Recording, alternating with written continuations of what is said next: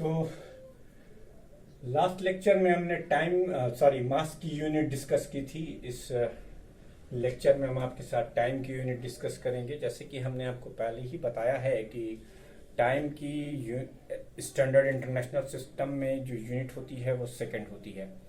तो सेकंड की समय समय पर बहुत सारी डेफिनेशंस निकाली गई, लेकिन ये सबसे वाइडली एक्सेप्टेड डेफिनेशन है जो मैं आपके सामने पढ़ने जा रहा हूँ। वो आप इसे आपको कॉपी पे नोट भी करना है। 1 second is the time interval of 9192631770 vibrations of radiation corresponding to the transition between two hyperfine levels of the ground state of the cesium-133 atom। बेटा ये एक बड़ी ही टेक्निकल डेफिनेशन लिखी हुई है, एक बड़ा ही टेक्निकल टर्म दिया हुआ है। ठीक है, आप बस इसको ऐसे समझ लीजिए। एक बहुत ही मोटे सेंस में बताओ तो मैंने आपको 9th क्लास में वाइब्रेशन पढ़ाए थे। एक वाइब्रेशन का या एक ऑक्सीलेशन का मतलब क्या होता है? जब पेंडुलम यूं आए, यूं जाए, यूं आए और यूं आए। ठीक है, तो 1 सेकेंड वो टाइम इंटरवल है जिसमें सीजियम एटम इतनी बार ऑक्सीलेट कर जाता है या वाइब्रेट कर जाता है। आपको ये नंबर याद रहना चाहिए। तो अगर एग्जाम में इस सेकंड को डिफाइन करने के लिए क्वेश्चन आ जाए तो आपको फिर ये डेफिनेशन वहां लिखनी होगी कि 1 second is the time interval of 9192631770 vibrations. इतने वाइब्रेशन कर जाता है 1 सेकेंड में सीजियम 133 एटम। ये सीजियम का एटॉमिक मास लिखा हुआ है। आपको इसके बहुत ज्यादा डिटेल में जानने की जरूरत नहीं कि सर ये क्या है। 2 hyper fine lines of the ground state. आपको समझने के लिए मैंने बहुत आसान तरीका बता दिया कि 1 सेकेंड वो टाइम है जिसके अंदर सीजियम की एटॉमिक क्लॉक इतनी बार वाइब्रेट कर जाती है। How precisely the physics measured a quantity, this is the example. अब आप समझ सकते हो 1 सेकेंड आपके लिए कुछ भी नहीं होगा। 1 सेकेंड क्या होता है? कुछ भी नहीं। आप कहते हैं wait a minute, wait a second, और तो आप सेकेंड को कभी इतना इंपॉर्टेंट नहीं देते। लेकिन आप देखिए कि फिजिक्स ने कितना इंपॉर्टेंट दिया है कि वो कहती है कि सीजियम की एटॉमिक क्लॉक का एटम इतनी बार वाइब्रेट कर जाता है। ये कोई छोटी मोटी नंबर नहीं लिखी हुई है, ये करोड़ में नंबर लिखा हुआ है।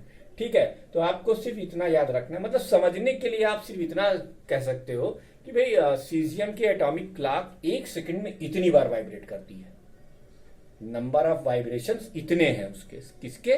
सीजियम की एटॉमिक क्लॉक के। ठीक है, अब उसके बाद हमने कुछ कॉमनली यूज होने वाली टाइम की यूनिट्स लिखी हैं। जैसे 1 millisecond, 1 millisecond is equal to 10 to the power -3 second. 1 microsecond is equal to 10 to the power -6 second. 1 shake is equal to 10 to the power -8 second. ये shake कहां से आया पता है? ये जलजले से ली गई यूनिट है। जलजला समझते हो ना? भूकंप। ठीक है, तो शेकन जो अर्थ शेकन करती है वो एक शेक जो है इतने सेकंड में हो जाता है। अच्छा, तुम्हें एक चीज और बताओ। ब्लिंकिंग ऑफ आइस, जो ये आप अपनी आंखों की पलक झपकाते हैं, इसका समय आप जानते हैं? इसका एक नॉर्मल आई के लिए जो ब्लिंकिंग ऑफ आइस का टाइम है वो 10 to the power -4 सेकेंड है। ठीक है, मैंने कल आपको बताया था ये -4 का क्या इंपॉर्टेंट है। ठीक है, या -8 का क्या इंपॉर्टेंट है, कैसे आपने इसको -4 -8 करा हुआ है, ये सब हमने लास्ट वीडियो में डिस्कस किया था। उसके बाद अगला कॉमनली है यूज होने वाला नैनो सेकेंड। तो 1 nano second 10 to the power -9 second होता है। फिर आप मिनट जानते हो, सेकेंड 60 सेकेंड में 1 मिनट में 60 सेकेंड होते हैं। 1 आवर में 60 मिनट 3600 सेकेंड्स होते हैं। 1 डे में 86,400 सेकेंड होते हैं। एक लूनर मंथ में 29.5 डेज होते हैं। अब आप इसको मल्टीप्लाई करके एक लूनर मंथ की वैल्यू निकाल सकते हो। फिर ऐसे ही आप एक डिकेड में 10 ईयर्स होते हैं। एक मिलेनियम में 100 ईयर्स होते, एक मिलेनियम में 1000 ईयर्स होते हैं। एक सेंचुरी में 100 ईयर्स होते हैं। तो ये डिफरेंट यूनिट्स हैं, इसका हमसे कोई इतना ज्यादा फर्क नहीं पड़ने वाला है। तो इस पूरे हेडिंग से आपको ये यूनिट्स ऑफ टाइम से एक चीज आपको ये डेफिनेशन याद रखनी है। उसमें भी आप याद करने के लिए आप ऐसे याद करेंगे, लेकिन समझने के लिए आपको इसीलिए ये समझ लेना है कि 1 सेकेंड वो टाइम इंटरवल है जिसमें सीजियम की एटॉमिक क्लॉक इतने टाइम्स वाइब्रेट कर जाती है। अगर आपको इतना याद है तो बहुत अच्छी बात है।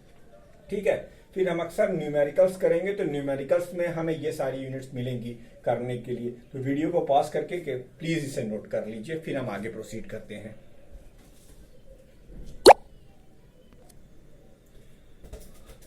अब उसके बाद हम जैसा कि रिकॉल कर लेते हैं पहले कि फिजिकल क्वांटिटी की दो क्लासिफिकेशन की गई। एक फंडामेंटल, स्टैंडर्ड इंटरनेशनल सिस्टम में 7 फिजिकल क्वांटिटीज को फंडामेंटल माना।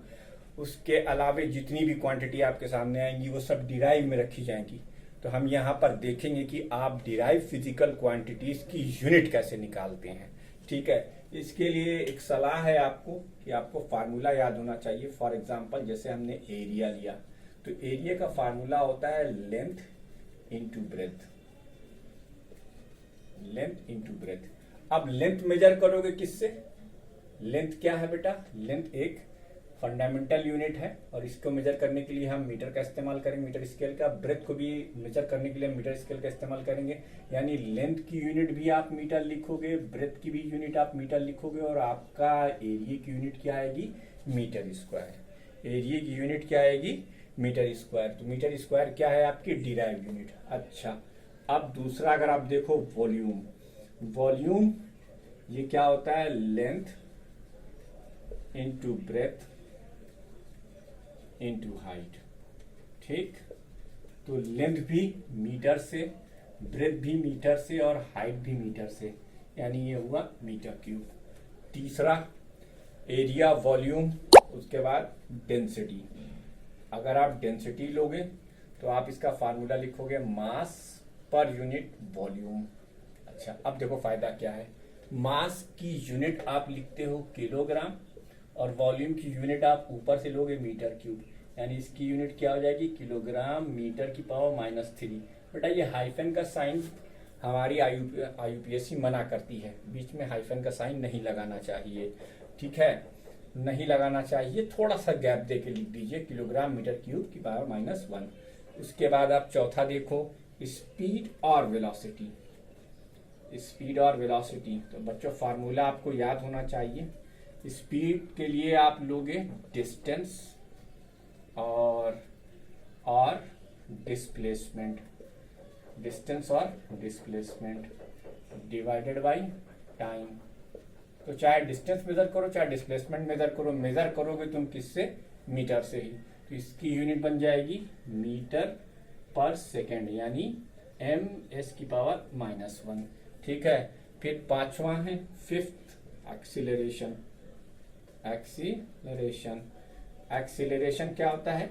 Change in velocity, change in velocity divided by time. ठीक, तो देखो वेलोसिटी की यूनिट तुमने क्या निकाली है? मीटर पर सेकेंड की पावर -1 डिवाइडेड बाय सेकेंड, यानी मीटर सेकेंड की पावर -2। 6 देखो फोर्स, 6 है आपका फोर्स। फोर्स का फार्मूला सर आइजैक न्यूटन के सेकंड लॉ से ले लो, mass into acceleration. Mass into acceleration, mass की यूनिट किलोग्राम, एक्सीलरेशन की यूनिट हमने ऊपर कैलकुलेट की है मीटर सेकंड की पावर -2। ठीक है, 7th आप वर्क ले लो। अच्छा, वर्क ही जो होता है वो एनर्जी होती है। जब एनर्जी होगी तो वर्क होगा, वर्क होगा तो ही एनर्जी होगी। ये मैं आपको वर्क एनर्जी के चैप्टर में क्लास 8 में बता भी चुका हूं। तो वर्क एनर्जी, वर्क या एनर्जी दोनों की यूनिट सेम होती है ना। अब वर्क चाहे किसी भी तरीके का हो, एनर्जी चाहे किसी भी तरीके की हो, उसकी यूनिट सेम होगी। तो चलो हम एक फार्मूले से निकाल लेते हैं, फोर्स इंटू डिस्प्लेसमेंट।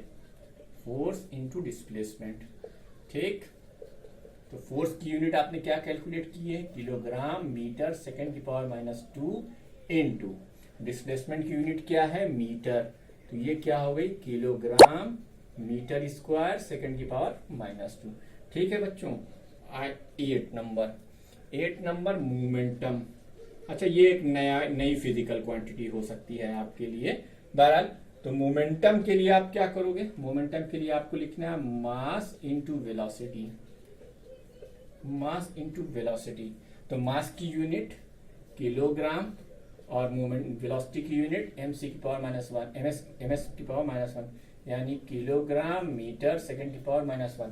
अब मैं एक चीज ध्यान से देखो, अगर हमें 3 बेसिक यूनिट्स मालूम है, फंडामेंटल यूनिट्स कौन कौन सी, मास की यूनिट किलोग्राम, लेंथ की यूनिट मीटर और टाइम की यूनिट सेकंड, तो देखो एरिया में आया मीटर इंटू मीटर, वॉल्यूम में आया मीटर इंटू मीटर, डेंसिटी में आया मास अपॉन वॉल्यूम। तो हमें वॉल्यूम की चूंकि यूनिट मालूम थी तो हमने डायरेक्टली वॉल्यूम की यूनिट मीटर क्यूब लिख दी और ये किलोग्राम ऊपर रख दिए, ये हमारी यूनिट आ गई। इसी तरीके से अगर आप स्पीड की बात करो तो स्पीड या वेलोसिटी, तो डिस्टेंस और डिस्प्लेसमेंट अपॉन टाइम, तो ये भी एक डिराइव यूनिट है। अब डिस्टेंस या डिस्प्लेसमेंट जो मेजरमेंट होगा वो m से होगा और टाइम s से होगा यूनिट, ये मीटर पर सेकंड हो गया। फिर एक्सीलरेशन देखो, अगर वेलोसिटी या स्पीड की यूनिट मालूम है तो आप एक्सीलरेशन की यूनिट कैलकुलेट कर सकते हो, मीटर सेकंड की पावर -2 आ गई। उसी तरीके से आप फोर्स देखो, मास इंटू एक्सीलरेशन। अच्छा, ये एक पूरी चेन बन गई कि अगर आपको बेसिकली, अच्छा मैं एक सलाह भी देता हूं कि ये जो 8 यूनिट हैं इनको भी आप न याद करके सिर्फ अगर इनके फार्मूले याद रखें तो आप इससे यूनिट लिख लेंगे। अच्छा, अभी तो आप यूनिट लिख रहे हैं, क्लास 11th में यही और एक्सपैंड करके एक टर्म और आ जाएगा डायमेंशन, जिसको जो अभी आपके सिलेबस में नहीं है, लेकिन प्रोसीजर यही फॉलो होगा। ठीक है, तो 3 बेसिक यूनिट की मदद से हम किसी भी डिराइव यूनिट की, डिराइव फिजिकल क्वांटिटी की यूनिट लिख सकते हैं, लेकिन उसके लिए हमें क्या पता होना चाहिए, उस पर्टिकुलर फिजिकल क्वांटिटी को डिफाइन करने वाला कोई एक फार्मूला। अब मिसाल के तौर पर यहां देखो वर्क या एनर्जी, तो हमने इसे फोर्स इंटू डिस्प्लेसमेंट से डिफाइन किया, लेकिन इसका ये बिल्कुल मतलब नहीं है कि आप अगर mgh से कैलकुलेट करोगे, यानी mass into acceleration due to gravity into height, जो कि पोटेंशियल एनर्जी की स्पेसिफिक डेफिनेशन है, तो क्या उससे कोई दूसरी यूनिट आ जाएगी? नहीं बेटा, आप देखोगे उससे भी यही यूनिट आएगी। या जैसे मान लो काइनेटिक एनर्जी से कैलकुलेट कर रहे हो, तो काइनेटिक एनर्जी से भी अगर कैलकुलेट करोगे तो तुम्हें जो यूनिट दिखाई देगी वो सेम दिखाई देगी। तो इसका मतलब यूनिट में यूनिकनेस है। ये अलग बात है कि वर्क मैकेनिकल हो सकता है, वर्क नॉन मैकेनिकल हो सकता है। ये अलग बात है कि एनर्जी काइनेटिक हो सकती है, एनर्जी पोटेंशियल हो सकती है, एनर्जी इलेक्ट्रिकल हो सकती है, एनर्जी मैग्नेटिक हो सकती है, और एनर्जी सोलर हो सकती है, एनर्जी केमिकल हो सकती है, और भी तमाम टाइप की एनर्जीज होती हैं। लेकिन as far as concern of the units, there is a uniqueness. Whatsoever be the type of work or energy, you will find the common unit. On the same line of discussion, I can say that momentum mass into velocity, जब कोई body motion में होती है तो sir Isaac Newton का law, जो second law है, वो ओरिजिनली यही था, the rate of change of momentum is equal to applied force, क्योंकि फोर्स लगाने का जो इफेक्ट होता है वो वेलोसिटी के चेंज से पता किया जाता है। तो बच्चों ये 8 डिराइव यूनिट हमने लिख दी, ठीक है। इस अगर अब सलाह ये दी थी, अब सब गधों की तरह याद मत करने लग जाना, क्योंकि अगर तुम्हें फार्मूले याद है और 3 बेसिक यूनिट्स पता है तो तुम फटाफट सब लिख डालोगे। तो हमारी सलाह क्या है कि आप ये चीज याद रखें कि एरिया का formula length into breadth, volume का formula length into breadth into height, density का formula mass upon volume, speed का फार्मूला डिस्टेंस और डिस्प्लेसमेंट अपॉन टाइम, एक्सीलरेशन का formula change in time, change in velocity upon time. तो अगर तुमने फार्मूले याद रखे और तुम्हें वो 3 बेसिक यूनिट याद रही तो किसी भी फिजिकल क्वांटिटी की यूनिट लिखने में तुम्हें दिक्कत नहीं आने वाली है, ठीक है। तो वीडियो को पॉज करके इसे भी नोट कर लीजिए।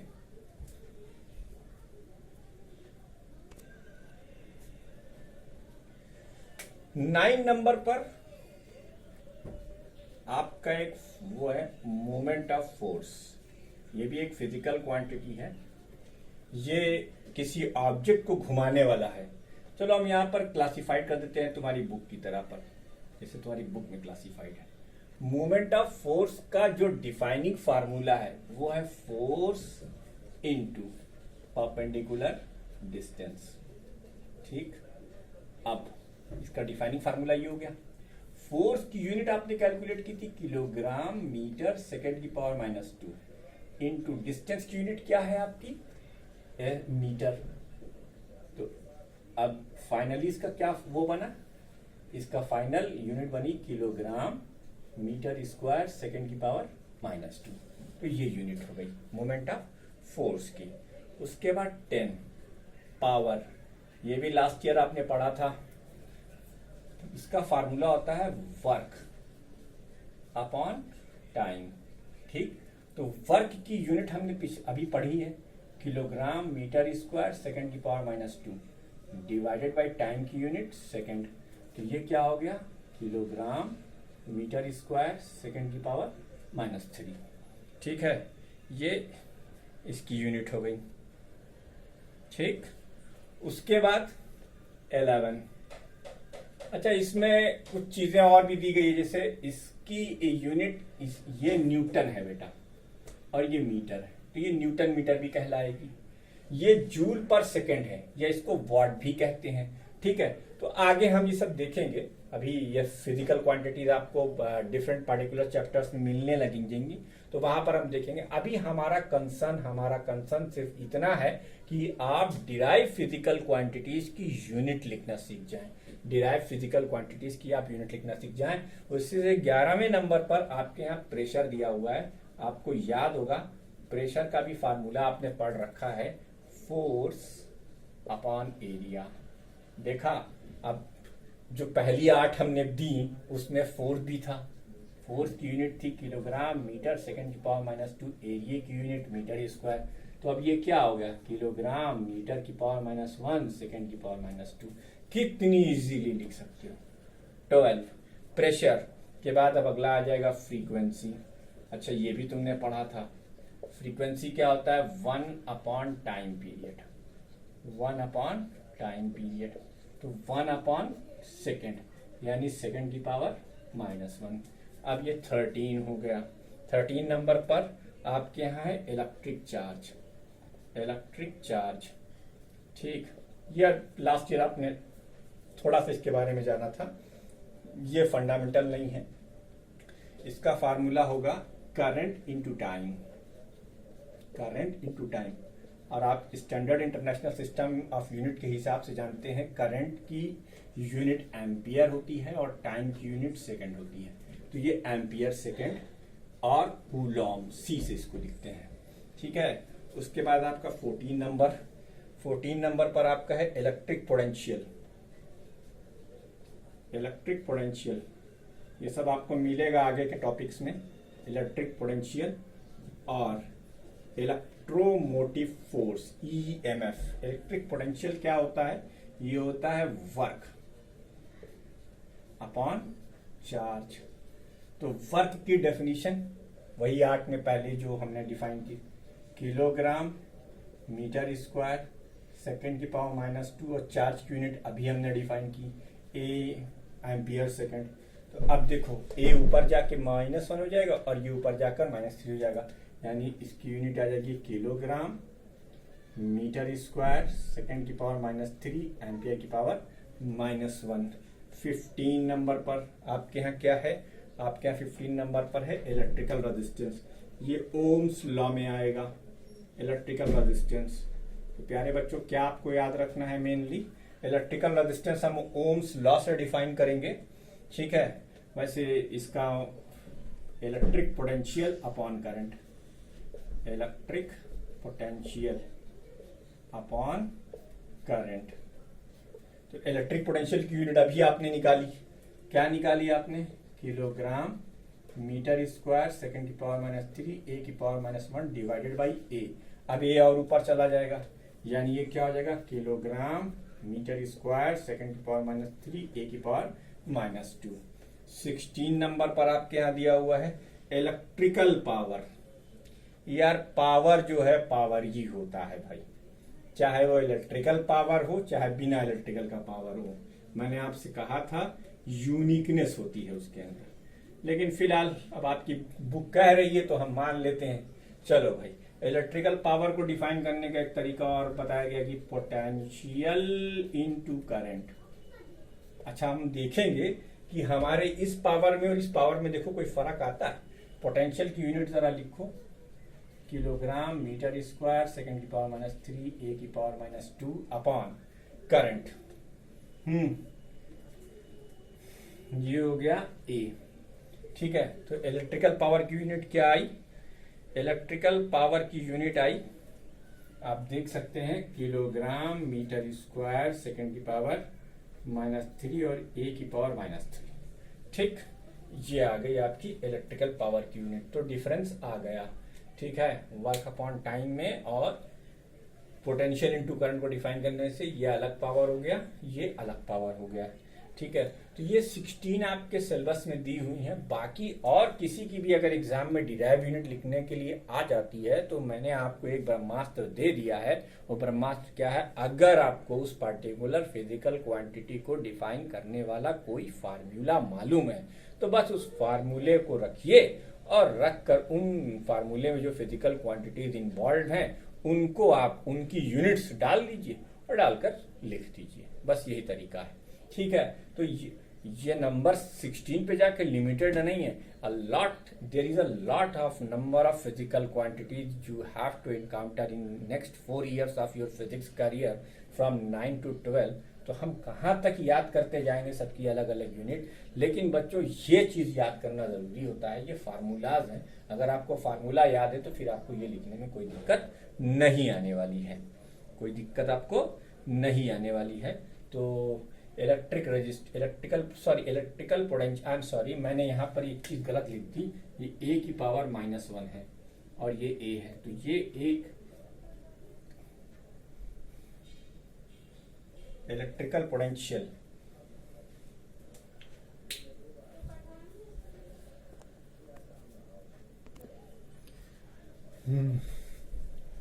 तो थोड़ी सी चूक हमसे हो गई थी यहाँ पर, हमने इसे अपॉन में कर दिया था, उसे आप ठीक कर लेंगे। खैर आप ठीक क्या करेंगे, हम तो ठीक कर ही दिए हैं। पोटेंशियल इनटू करंट आप देख सकते हैं a की पावर -1 इंटू a, तो ये -1 + 1 कैंसिल कर देंगे, a की पावर 0 यानी 1 आ जाएगा। तो आप देख सकते हैं कि चाहे आप पावर सादा निकालो और चाहे पावर आप इलेक्ट्रिकल निकालो, दोनों में आपकी यूनिट सेम आएगी। अच्छा, इसे हम वॉट कहते हैं और इसे भी हम वॉट कहेंगे। क्या कहेंगे? वॉट कहेंगे। ठीक है, अब इसकी जो एक खास यूनिट है इसको हम वोल्ट कहते हैं। क्या कहते हैं? इसको हम वोल्ट कहते हैं। इसकी जो एक खास यूनिट है इसको हम ओम कहते हैं, George Simon Ohm. 1 ohm is equal to 1 kilogram metre square second की पावर -3 a की power -2। 1 volt is equal to kilogram metre square second की पावर 3 a की पावर -1। ये जो मूवमेंट ऑफ फोर्स है इसकी एक यूनिट, इसी को हम लिखते हैं न्यूटन मीटर। ये जो पावर है इसको हम लिखते हैं वॉट। क्या लिखते हैं? वॉट। चाहे वहां वॉट लिखो चाहे यहाँ, तो ये सेम है। तो इस तरीके से आपका ये चैप्टर यहीं पर वाइंड अप होता है। आपका पार्ट 1 एक कंप्लीट। इसके आगे अगर आप बुक खोलोगे तो आपको guidelines for writing the units दिखाई देगा, वो आप पढ़ लें और उसे ध्यान में रखें। वो आपके एग्जाम में पूछे जाने वाली चीज नहीं है। ठीक है, वो सिर्फ गाइडलाइंस आपको दी गई हैं कि कैसे आप यूनिट को लिखेंगे। तो उसमें जो मोटे तौर पर 2-3-4 बातें वो मैं ये बता देता हूँ कि जो उन्होंने जो गाइडलाइंस